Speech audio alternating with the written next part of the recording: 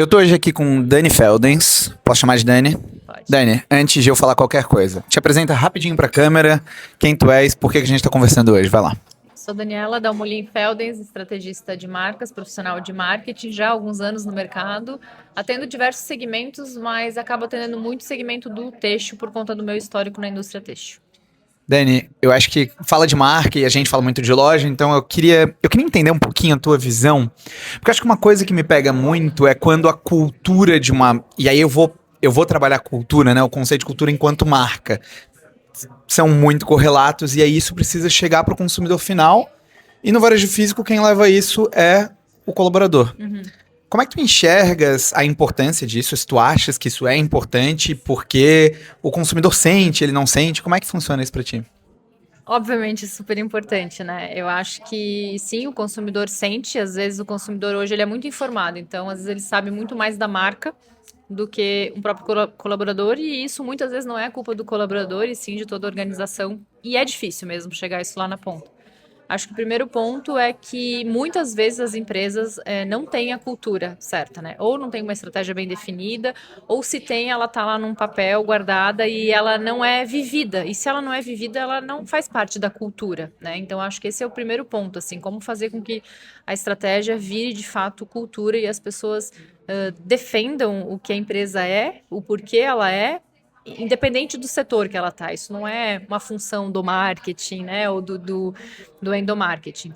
E aí, claro, quando a gente tem isso muito enraizado, fica mais fácil fazer um download para baixo, né? Mas isso precisa ser olhado como um objetivo estratégico, de que o time da ponta também precisa, e talvez até mais do que qualquer um, entender de fato o que, que a empresa está entregando, né? O ponto de contato com o consumidor é o mais importante. A gente hoje tem muita tecnologia, tem mídia social, tem uma série de coisas que fazem com que a gente tenha esse contato mais próximo. Mas tudo isso se perde se a gente tem um ser humaninho lá na ponta que pode estragar tudo que a gente construiu nas paredes, né, dos escritórios, nas corporações, e que não faz o download para o time que está lá frente a frente com o consumidor. E é engraçado, você falou, né, que pode estragar, mas também pode ser a pessoa que justamente pode fazer o a mais. Sim. A gente defende muito, e eu gosto muito, eu vi isso numa palestra uma vez, de uma empresa maravilhosa que trabalha muito bem cultura no varejo, que é aquela cultura que transborda. Eu nem levo, ela só chega, ela só Sim. transborda, ela só chega até lá, né? Sim. Tipo, pra chegar no colaborador. E eu acho muito contraintuitivo, porque no final das contas é o escritório que faz, só que 80% da força de vendas e a maior parte dos pontos de contato estão lá na ponta, né? Então, acho que essa preocupação tem que ser genuína. E tu achas que isso é uma outra linguagem que chega pra essa pessoa? Como é que tu entendes isso de levar pra essa pessoa? Será que é a mesma linguagem corporativa? Eu tenho que fazer de outra maneira? Eu acho que existem formas de levar, claro, mas o principal objetivo é entender quem é aquele consumidor e o que, que a gente, como marca, quer que ele sinta sobre nós, né? O que, que a gente está prometendo para ele? Qual é a experiência que a gente está dizendo que a gente entrega? O que, que a nossa marca diz que vai fazer ele sentir, né? Quem a gente é como marca? Uma vez que a gente tem certeza disso, é muito mais fácil a gente agir de acordo.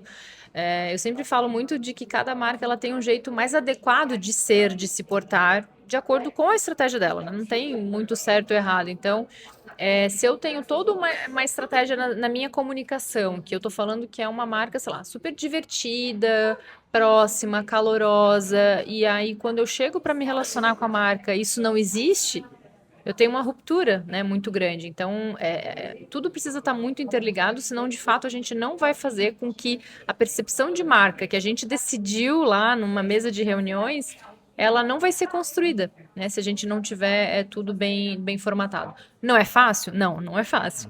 Mas é muito necessário se a gente, de fato, quer construir uma marca forte, principalmente fazer com que as pessoas entendam a gente da forma como a gente decidiu ser entendido, né? E isso, sem sombra de dúvidas, passa por quem está, é o principal, né? Quem está direto em contato lá.